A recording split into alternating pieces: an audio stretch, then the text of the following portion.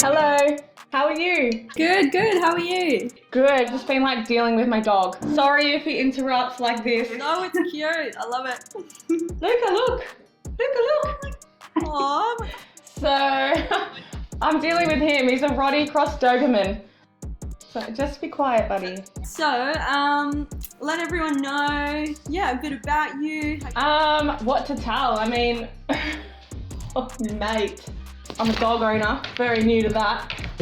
And doing artwork and stuff. Luca, hop down. So yeah, just been doing artwork, obviously during like the coronavirus and stuff.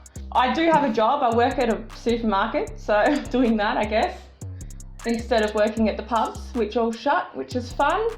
Have you learned anything from being in this whole pandemic? Like, is anything arisen that you've been like, Well, I'd say that, like, to be honest, because when I worked in the pubs, it was a lot of night shifts. It was lots of like nightclub work, events. So it was all different hours.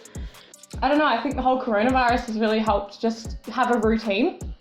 And having a routine has helped me more so in every other aspect of my life. Has like this coronavirus boosted your creativity?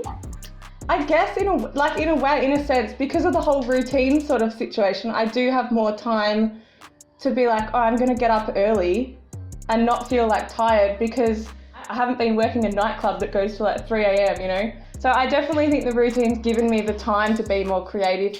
I also think, like, I started another Instagram account thing, which I'm trying to work at more, but it's very, very new. It's like a community page.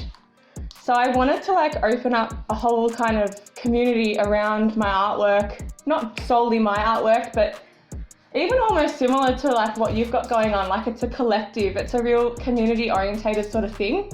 Before all this virus happened, I was thinking of starting my own business in like sort of community kind of, but the economy doesn't seem quite right anymore. Yeah, definitely. And what inspires you about bringing together a collective? I appreciate the way that everyone just come together and like just like collaborating with artists like I've just done recently. But like, I don't know, there's just something about the power of people. Oh shit, Luca, don't. Come together and produce things and be a part of things and feel things together instead of just, I don't know, business corporate world or like, I don't know, I don't know how to explain it. Coming together and like creating something amazing. Yeah, exactly. So take me back to the start, like with your artworks, were they always kind of the same styles and characteristics there are now? Oh, I feel like my artwork has changed, but I've never noticed it change. Do you know what I mean? Like, it's only with hindsight am I like, oh yeah, for sure, like that's way different to what I do now. But at the time, and even when I do it now, like I just draw, I just do. I always have drawn. I've never not. I don't remember a time where I've not been holding something. Like right now I'm holding a paintbrush, or I'd be holding a pen, or I'm holding something. I'd always have a pen and paper on me in my handbag and I'm always like drawing. But yeah, no, I think way back like earlier on, like high school years, I think I was definitely into like Salvador Dali when I first learned of him in like high school art. That real surrealist kind of, whoa, what is that? Like, I can't believe that's artwork, but it was.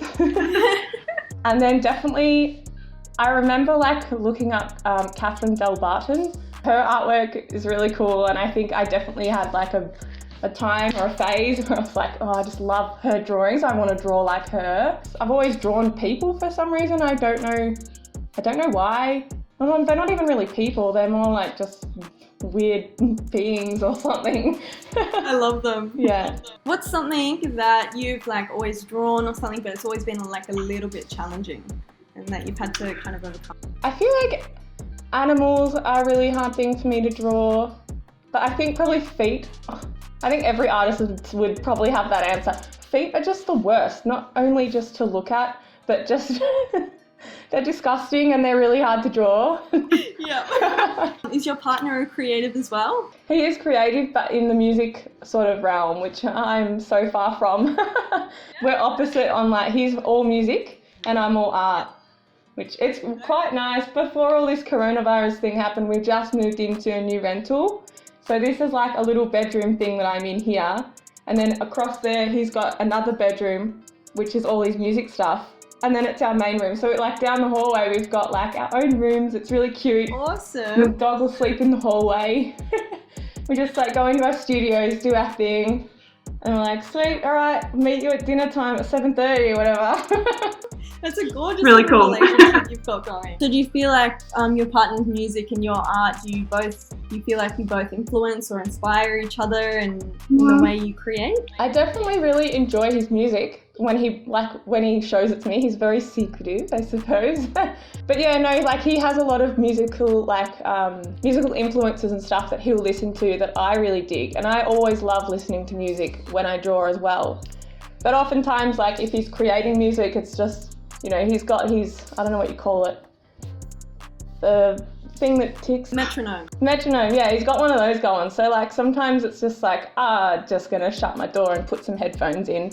But yeah, we definitely like the same kind of music in the sense that I'm happy to listen to anything. And yeah, it's really cool to have a different kind of interest in music. definitely. I usually just put on whatever, you know? And then you're getting like a bit of the taste of the music scene where you wouldn't really be in that scene. Exactly. What do you love about the Melbourne music scene and art scene and creative scene altogether? To be honest, I really keep to myself. I don't really know like that much about it, to be honest. I do my own thing. I feel like I don't even put my artwork out there as much as, you know, an artist would like to admit. Well, you've done some collaborations. Who did you recently collaborate with? Recently I collaborated with a girl named Kaya, and I found her on Instagram actually. I don't know where she came from, but she popped up and I loved her artwork. It reminded me of my own artwork and I was like, cool, I fully can see us working together. And I had nothing on, so I was like, why don't we collaborate? Let's do it. And pretty much we did. It was awesome. It's as easy as that, you know? What was it all about? We just sort of went like, well, what do you think of each other's style? And we're like, sweet, we like each other's style. And we're like, well, what can we do? How do we want to get it to each other? We'll just post it. So we're like, well, that'll be A3 size, probably the largest. So sort of like narrowing it down on what we can do and what we feel like doing, what we have time for, because she's busy as well, I suppose. So it just sort of worked out and we didn't have a brief. We just went, you do one and I do one. We'll draw something and then we'll mail them to each other and then we finish it off and then we'll both just keep them and show them off to the world. So it's awesome. Incredible. Worked out really, really well. Have you done many collaborations like this? Not really. I definitely want to do more. Yeah. Collaborating in the way that we chose to do it reminds me of like in primary school or maybe even high school when and you used to like fold the piece of paper in like threes and you'd pass it around and you'd have to like cover it and draw like a part of a body. Yeah. Do you remember doing that? Yeah, I love them. That was literally like what I felt like doing. But that's the kind of like imagination and like playfulness and like I don't take it very seriously when I do my art, so it was like that's what I want to do. Awesome. So I reckon if anyone wants to do that, to collaborate with me, that's how I roll. So There we go. yeah. So how can people find you and get commissions from you and all of that? Mostly on Instagram. I'm on there a lot. They can also email me, which I'm sure my email is in my Instagram bio. Yeah. So Zoe Kellin Creations, if anyone wants that. Thank you so much for chatting to me today, chatting to us. No worries. Thanks everyone for watching this week's interview. Let us know your favourite part of the interview in the comments below. Give us a like, subscribe, and we'll see you next week, Monday, 7 PM on YouTube and INTITULAR Magazine.